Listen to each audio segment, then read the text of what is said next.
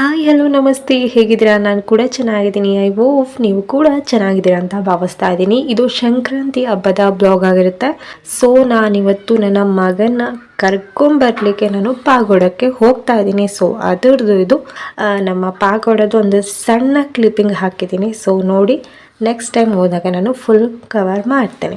ಇದು ಸಂಕ್ರಾಂತಿ ಹಬ್ಬದ ಬ್ಲಾಗ್ ಅಂತ ಹೇಳಿದೆ. ಸೊ ಅದಕ್ಕೆ ನಾವು ಕಡಲೆಕಾಯಿ ಇತ್ತು. ಸೊ ಅದೊಂದು ಸ್ವಲ್ಪ ಬೀಜ ಹಾಳಾಗಿತ್ತು. ಸೊ ಹಾಗಾಗಿ ನಾವು ಎಲ್ಲ ಸುಲಿದು ಬಿಟ್ಟು ಎಲ್ಲ ಈ ರೀತಿ ಸಪ್ರೇಟ್ ಮಾಡ್ತಾ ಇದ್ದೀವಿ.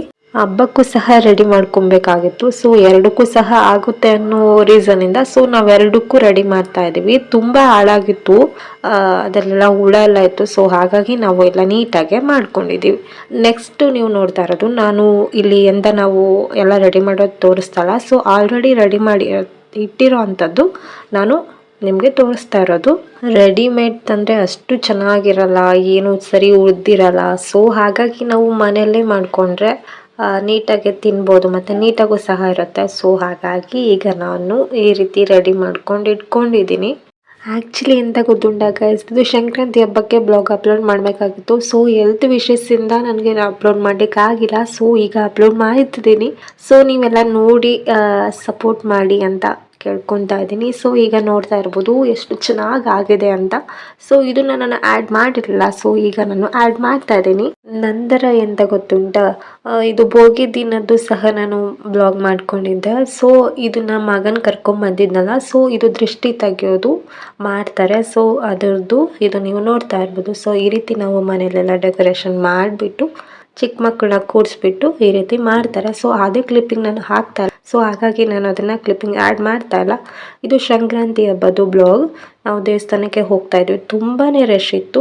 ನಿಜವಾಗ್ಲೂ ಇಷ್ಟೊಂದು ರಶ್ ನಾನು ಎಲ್ಲಿ ನೋಡಲಿಲ್ಲ. ಅದು ಬೇರೆ ಸಂಕ್ರಾಂತಿ ಹಬ್ಬ ಆಗಿದ್ದರಿಂದ ತುಂಬಾನೇ ರಶ್ ಇತ್ತು. ಸೊ ಹಾಗೋ ಹೀಗೋ ನಾವು ಟೆಂಪಲ್ ಹತ್ರ ಬಂದ್ವಿ, ಸದ್ಗುರು ಶಿರ್ಡಿ ಸಾಯಿಬಾಬಾ ಟೆಂಪಲ್ಗೆ. ಹಾಗೆ ರಾಘವೇಂದ್ರ ಸ್ವಾಮಿ ಸಿಕ್ಕಾಪಟ್ಟೆ ರಶ್ ಇತ್ತು. ಸೊ ಮುಗಿಸ್ಕೊಂಡು ಬರೋ ಅಷ್ಟರಲ್ಲಿ ಸಂಜೆ ಆಗಿತ್ತು. ನಮ್ಮ ಶಾಪಿಂಗು ಮತ್ತೆ ಎಲ್ಲ ತಗೊಂಡು ಬರೋ ಅಷ್ಟಕ್ಕೆ ಸಂಜೆ ಆಗ್ಬಿಟ್ಟಿತ್ತು. ಸೊ ಸಂಜೆ ಆದ್ಮೇಲೆ ನಾವು ಕಾಫಿ ಕುಡಿಲೇಬೇಕಲ್ವಾ. ಸೊ ಟೈಮ್ ಈಗ 4:30 ಆಗಿದೆ. ಈಗ ನಾನು ಕಾಫಿಗೆ ಇಟ್ಟಿದ್ದೀನಿ. ನಮ್ಮ ಮನೇಲಿ ಎಲ್ಲರಿಗೂ ಕಾಫಿ ಅಥವಾ ಟೀ ಇರಲೇಬೇಕು. ಸೊ ಹಾಗಾಗಿ ನಾನು ಕಾಫಿ ಮಾಡ್ತಾ ಇದ್ದೀನಿ.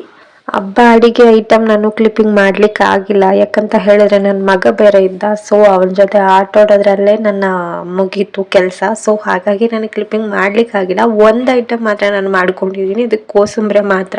ಸೊ ಈ ಟೈಮಲ್ಲಿ ಅವ್ರು ಮಲ್ಕೊಂಡಿದ್ದ. ಸೊ ಹಾಗಾಗಿ ಇದು ಸಣ್ಣ ಕ್ಲಿಪ್ಪಿಂಗ್ ಮಾಡಿಕೊಂಡೆ. ನೀವು ನೋಡ್ತಾ ಇರ್ಬೋದು, ನಮಗೆ ಖಾರ ಸ್ವಲ್ಪ ಜಾಸ್ತಿನೇ ಬೇಕು ಕೋಸಂಬರಿಗೆ. ಸೊ ಹಾಗಾಗಿ ನಾನು ಕೋಸಂಬರಿದು ಇದೊಂದು ರೆಸಿಪಿ ನಿಮಗೆ ತೋರಿಸ್ತಾ ಇದ್ದೀನಿ. ನಾನು ಏನೇನು ತೋರಿಸಿದ್ನು ಸೊ ಅದೆಲ್ಲ ನೀವು ರೆಡಿ ಮಾಡಿಕೊಂಡು ಒಗ್ಗರಣೆಗೆ ನೀವು ಸಾಸಿವೆ ಮತ್ತು ಮೆಣಸಿನ್ಕಾಯಿನ ಒಂದು ಸ್ವಲ್ಪ ಡ್ರೈ ಫ್ರೈ ಮಾಡ್ಕೊಳ್ಳಿ.